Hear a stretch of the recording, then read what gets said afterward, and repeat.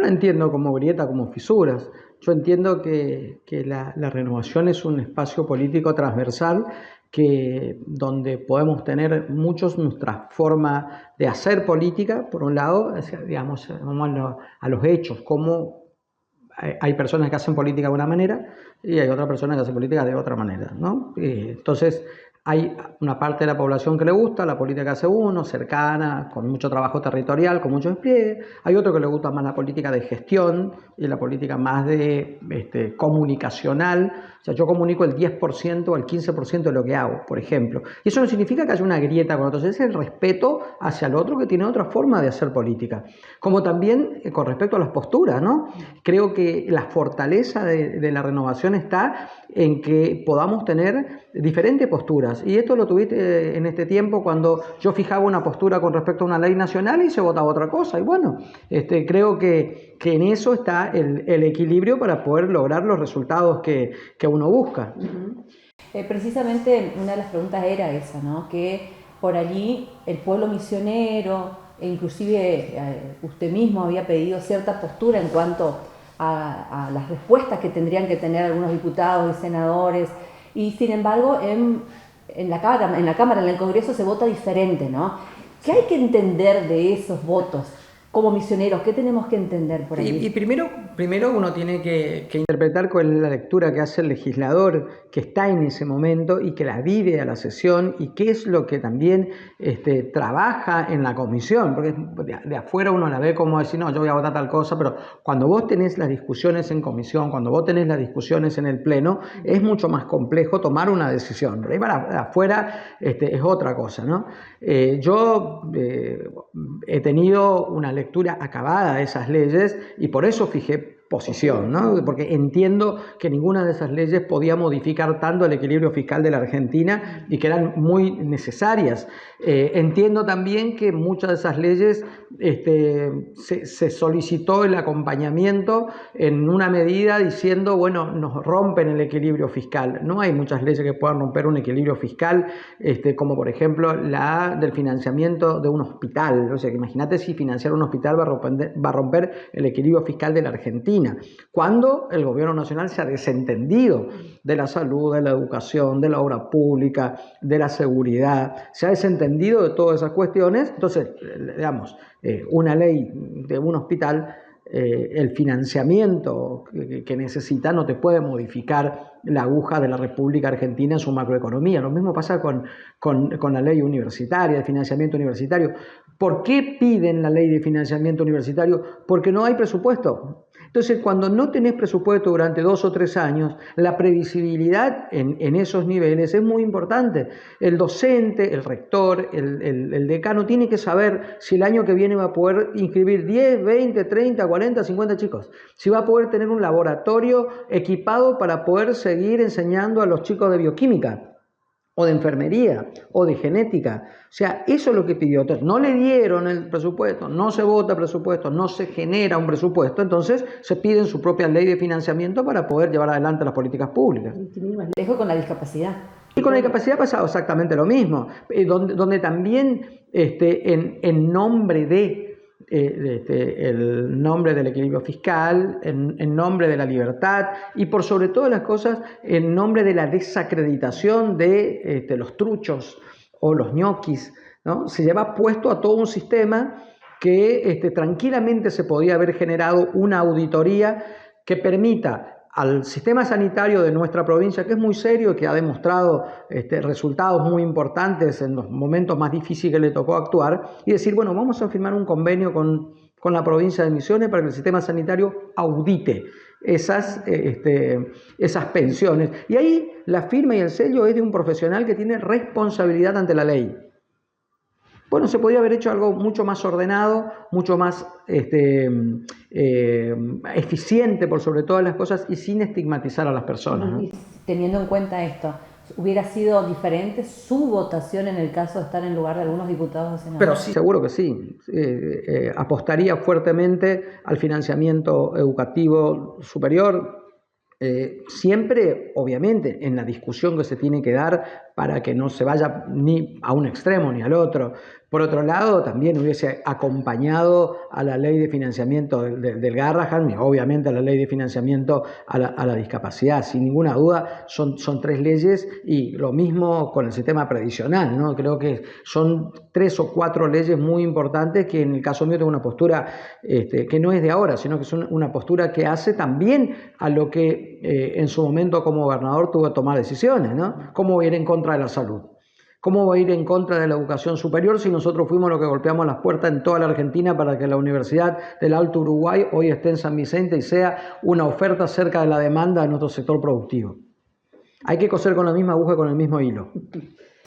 Volviendo al tema de grietas y demás, sigue resonando fuerte las medidas que ha tomado el intendente Leonardo Stellato en la municipalidad, en el Consejo Deliberante. ¿Usted cree, a lectura, si esto puede perjudicar las elecciones, teniendo en cuenta octubre, si esto puede traer algún tipo de rispideces aún más en los empleados, sobre todo, ¿no? En lo personal pienso que no, pero pienso que no porque es una cuestión de la política, la discusión de la política, ¿no? Si la política hizo bien o la política hizo mal. En definitiva, los afectados son familias que deberán reconfigurar estas cuestiones y nosotros debemos ayudar. Ahora, es como pensar que las elecciones de Buenos Aires pueden influir y darnos un plus para poder ganar una elección. La elección hay que ganarla por mérito propio. Pero estas familias votan acá. Sí, claro, y también... Y van a votar ahora. Pero claro que sí. Y yo he tenido la oportunidad de hablar con la familia y de mostrarle cuál es la propuesta que yo tengo para estas cuestiones. Yo creo que más allá de la decisión de si se fue uno o se fue el otro, yo creo que puede influir en que haya gente que no te vote, pero claro que sí, obvio que se enoja y dice no, pero a ser culpable de un resultado electoral estamos muy lejos. ¿Era el momento? Siempre son los momentos para tomar decisiones, ¿no? Yo creo que si la política mira el arco electoral, nunca tendría que tomar decisiones, porque siempre estamos previo a una elección. Ahora, si tomamos una decisión en diciembre, estamos afectando el 27. Si tomamos una decisión el primer día del 27, estamos afectando la intermedia del 29. Yo creo que la gestión debe despegarse de esto y debe tomar sus decisiones, y nosotros, responsables transitorios de una campaña política, debemos encontrar los mecanismos para que ese impacto no se traduzca en una merma de votos en un momento electoral. ¿Pero lo hablaron esto con...? Sí, lo hemos hablado.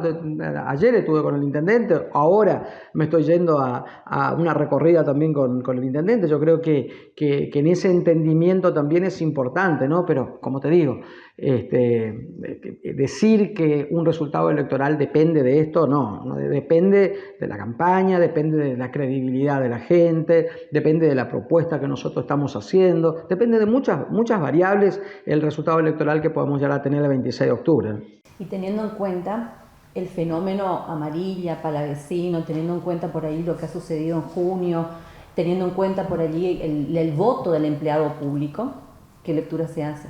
Bueno, en eso también yo he tenido la oportunidad de trabajar con los empleados públicos y me conocen. El empleado público me conoce, sabe cuál es mi postura en base al diálogo, en base a la discusión, en base al área salarial, que hoy no se discute porque un diputado nacional no va a discutir salarios dentro de la provincia, ¿no? Pero es muy claro el posicionamiento que uno puede tomar en estas líneas. Ayer estuve reunido también con frentes gremiales que siempre han sido combativos con el gobierno de la provincia y han demostrado su interés en ayudar y en acompañar, porque hay un fin superior, que es la República Argentina en su totalidad, más allá de los intereses de la provincia, ¿no? O sea, cuando vos te metes con gremios combativos que te dicen, bueno, necesitamos que nos acompañe allá porque se viene la reforma laboral, se viene esto. O sea, es la confianza que tienen en alguien que en todo momento los ha convocado, ha dialogado y que confían en que en el Congreso Nacional también voy a defender los derechos de los trabajadores. Porque no solo por el sueldo que cobran, sino también por los derechos de cada uno. Recién vengo de hablar con los empleados bancarios y la motosierra puede pasar por el lado de ellos también, ¿no? Entonces dice, bueno, pero vos estás en un espacio político. Sí, estás en un espacio político, pero ellos saben que en común voy a defender gran parte del movimiento obrero, sobre todo en sus derechos. Usted señaló eso, que no quería la motosierra en Misiones. Yo dije que siempre dije que no quiero la motosierra en Misiones, ¿no? Yo la veo como un avance de algo. A ver, cuando la política no se discute y cuando se desacredita a la opinión de los demás, estamos en un serio problema porque no vamos a lograr nunca la discusión para lograr un resultado.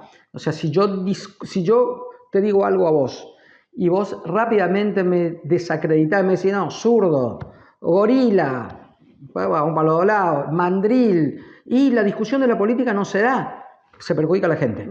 Cuando la discusión de la política no se da, se perjudica a la gente, porque la gente comienza a tomar decisiones, ¿no? Entonces, hoy nosotros estamos ante un Congreso Nacional que desacredita.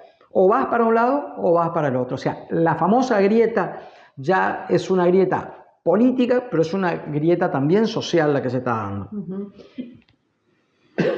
En las elecciones de junio, desde la conducción del Frente Renovador, le habían pedido a los funcionarios, a ministros, a intendentes, mostrarse más, ¿sí? Que acompañen más a los candidatos.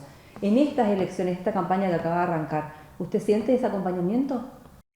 A ver, uno se nutre de la gestión, y la gestión está dada por todos. La gestión está dada por el gobernador, la gestión está dada por los ministros, la gestión está dada por los funcionarios y por todos los que componemos el gobierno de la provincia, ¿no? Así que yo no lo asumo como a la chapa que tenga cada uno, ¿no? Porque a mí, cuando me acompaña un subsecretario, es el rol que cumple dentro de la campaña de ayudarme y de acompañarme, ¿no? El ministro y el subsecretario deben cumplir su función como funcionario en darle la respuesta a la gente, no darme respuesta a mí. Ahora, en la campaña deben cumplir un rol activo, ayudando y acompañando en la búsqueda de ese voto tan necesario.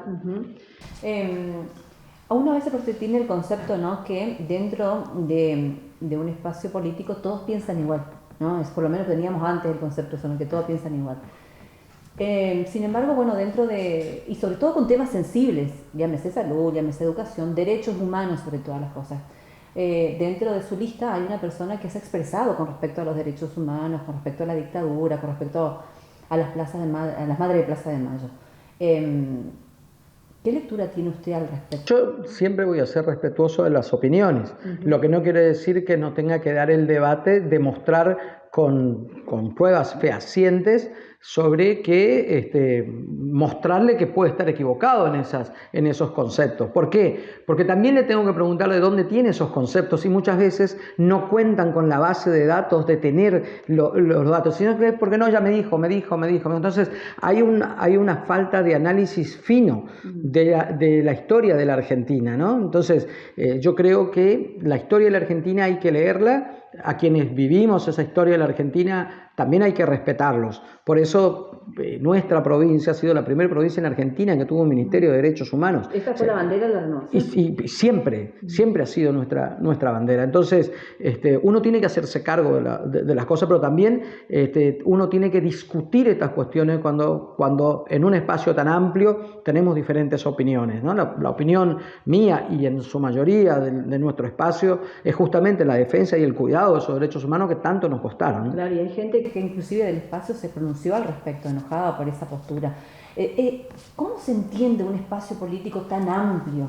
¿Cómo se convive en un espacio político con ideologías tan diferentes y tan antagónicas, por ejemplo, con la mirada que tiene que tener o la postura que tiene que tener el Estado con respecto a la presencia o no, ¿no? Hay posturas muy diferentes dentro de un mismo espacio político. Que todas esas posturas diferentes puedan converger en resultados que les sirva al pueblo. Sí, yo tenía una postura totalmente diferente con el ex ministro Ución en Salud Pública cuando él era ministro, yo era subsecretario. Él era el malo, yo era el bueno. Y logramos bajar la mortalidad infantil, logramos bajar la mortalidad materna, logramos la construcción de un sistema sanitario que hoy es orgullo de todos los misioneros. Y con Pepe llegamos a discutir tanto, a pelear tanto, que yo una vez me bajé en la ruta de la camioneta, del auto donde íbamos, le dije, yo me quedo acá y vos seguí. Discusiones que teníamos hacia adentro.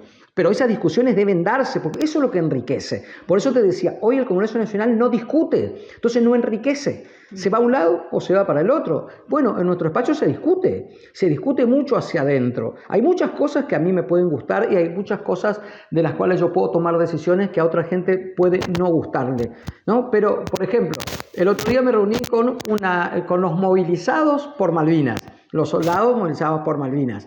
Y ya se enojaron los héroes de Malvinas. Y todos son héroes de Malvinas. Entonces, y vos me decís, pero ¿por qué?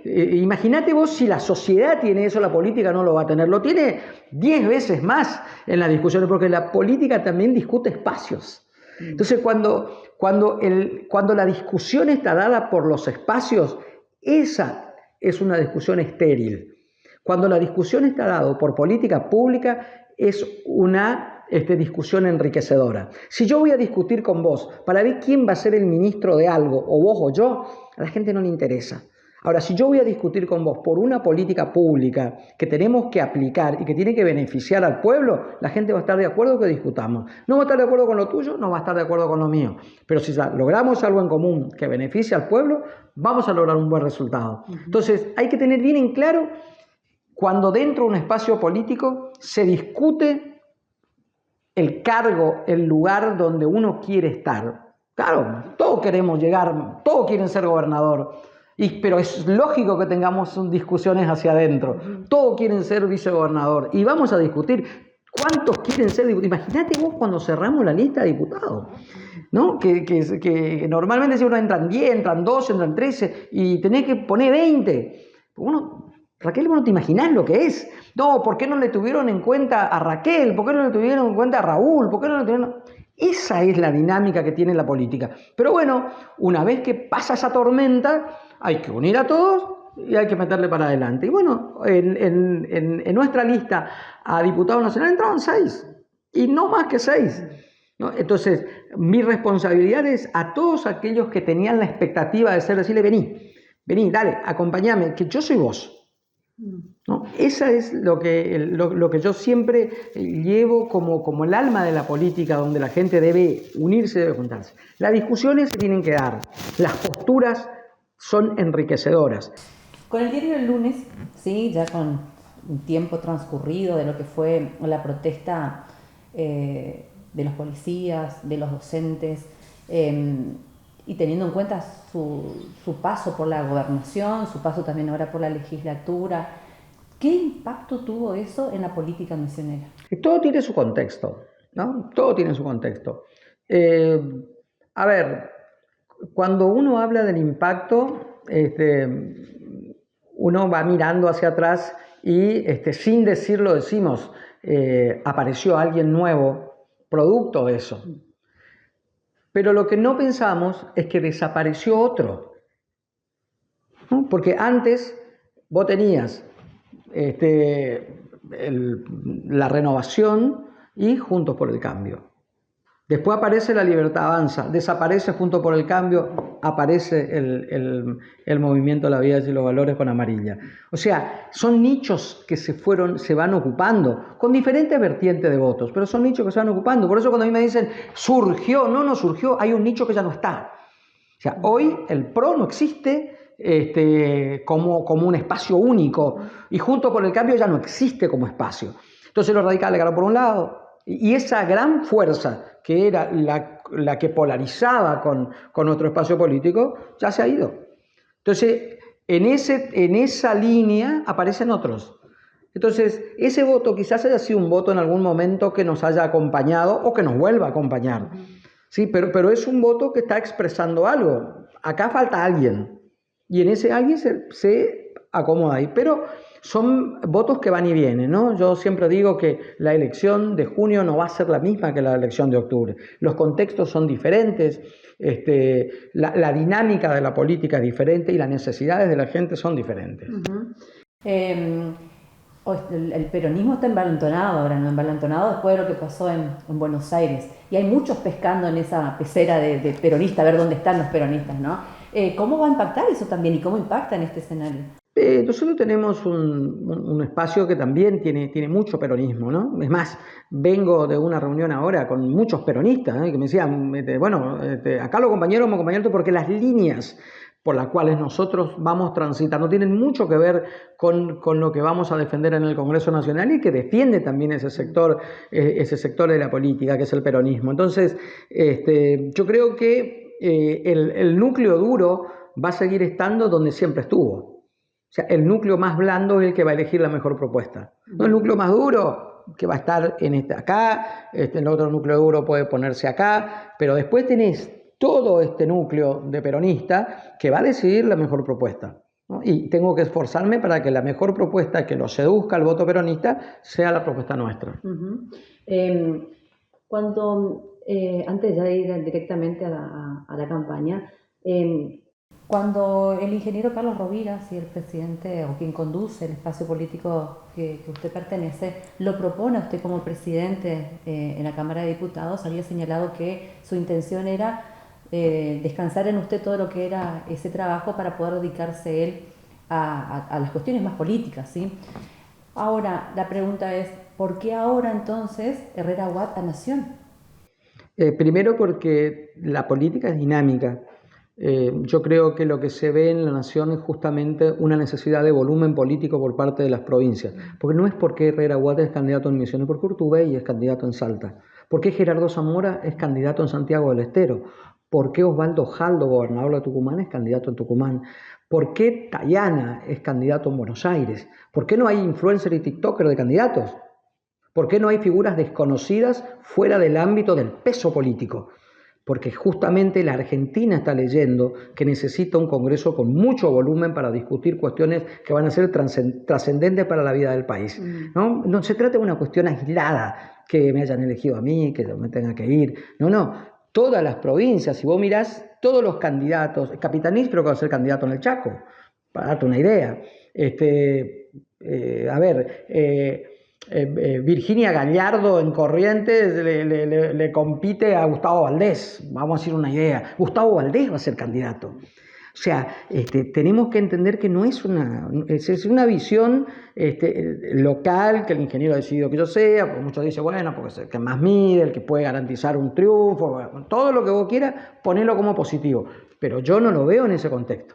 Yo veo que la mayoría de las provincias han elegido personas con trayectoria, con experiencia, con volumen político y con volumen de discusión, en un ámbito que va a ser un ámbito duro para discutir con personas que no vienen de la política y que discuten otras cosas que no están ligadas a la necesidad de la gente, ¿no? Entonces, ese Congreso va a tender a recuperar el diálogo y la discusión de la política. Cuando usted era gobernador fue uno de los artífices de lo que fue el interbloque de innovación federal, ¿sí? Sí. Con varios gobernadores. Algo parecido a lo que se pretende también dentro de, o algo parecido es necesario dentro de la Cámara de Diputados. Sí, justamente fui yo el que hablé con Meretilnec en su momento, con Figueroa y con Sanz, con quien estuve la semana pasada, estuve con varios de ellos charlando también de esto, y bueno, era también entender un bloque que hable el mismo idioma en lo que hace a la problemática de cada una de las provincias, y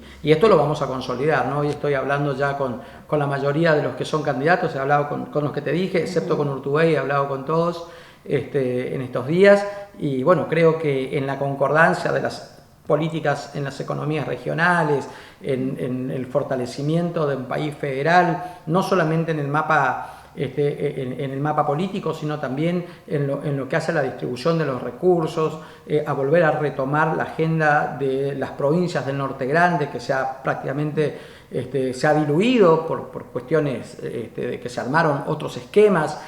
Creo que ahí va a estar una de las fortalezas de nuestro espacio, ¿no? Y en ese espacio, es decir, ¿qué postura va a tener Misiones porque le quedan 2 años todavía a este gobierno, a un gobierno que hasta ahora no ha mostrado mucho interés en las provincias. Excepto Buenos Aires. No, claro, no, ni en Buenos Aires ha mostrado interés. Una cosa es interés electoral, otra cosa es interés de la política pública.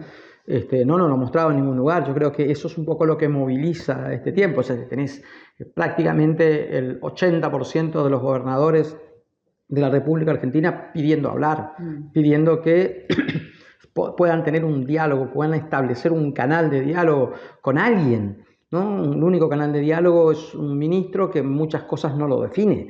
Entonces, es muy difícil conducir un proceso de transformación de la Argentina de esa manera si no tenés consenso, ¿no? Y en ese escenario, ¿qué le pareció este llamado a la mesa de diálogo que hace el presidente con su gabinete ahora en las últimas horas? Es difícil entender una mesa de diálogo si después esa mesa de diálogo queda en nada, ¿no? Si vos ya trabajaste en un pacto federal, ya firmaste el pacto de mayo y del pacto de mayo no cumpliste nada, y es muy difícil, ¿no? Si no se cumple lo escrito, mucho menos se cumple lo hablado. Entonces, veo con mucho escepticismo de que puedan ponerse todos de acuerdo. Me parece que esto va... los gobernadores creo que esperan primero un gesto. Cumplime esto que me dijiste que me ibas a cumplir. Después nos sentamos. ¿No? ¿Y qué se juega ahora, por ejemplo? ¿Qué se juega en octubre para que la gente pueda dimensionar? Yo lo primero que digo es el llamado de atención a la economía familiar, fundamentalmente, a la macroeconomía y a la microeconomía. Pero esto no lo digo yo, lo dicen ellos mismos, ¿no? No llega la macroeconomía al bolsillo de las familias argentinas en todo este tiempo. Se juegan también muchas verdades. Porque, por ejemplo, hoy te dicen, tenemos 12 millones de personas que han salido de la pobreza. Pero cuando yo hablo con todo el mundo y pregunto, y con las cámaras empresariales, ¿cuántos puestos de trabajo se han generado? 0. Entonces, ¿cómo vas a disminuir la pobreza si vos no generás fuentes laborales? Bueno, porque bajaste la inflación, pero sí tenés un proceso recesivo impresionante. Tenés un dólar reprimido, cuando hace 2 meses atrás se decía que el dólar, que gracias a que la gente compraba dólares para irse al extranjero, el dólar no bajaba a 600 pesos. No, bueno, y dijo, bueno, anda a comprar campeón. Los campeones fueron a comprar y están en 1450. O sea, evidentemente tenemos una línea de la macroeconomía que en algo no le está pegando, en algo no le está acertando. Ya ingresaron todos los dólares de la cosecha gruesa, ya ingresaron dólares de RIGI, ya ingresaron los dólares del Fondo Monetario, y la Argentina sigue sosteniendo con intervenciones al dólar una banda de flotación. La economía es la mandante, porque justamente un poco el cambio hacia este gobierno fue dolarización de la economía. Podemos tener dólares en vez de peso en el bolsillo, hoy no existe. El Banco Central iba a desaparecer porque teníamos libre flotación, y hoy el Banco Central es más importante que la Casa Rosada. Puede desaparecer la Casa Rosada, pero no puede desaparecer el Banco Central porque estallamos. El Banco Central que está interviniendo para sostener la divisa. Bueno, todo este sinceramiento se va a dar el 26 de octubre. ¿Cómo se hace campaña en este contexto?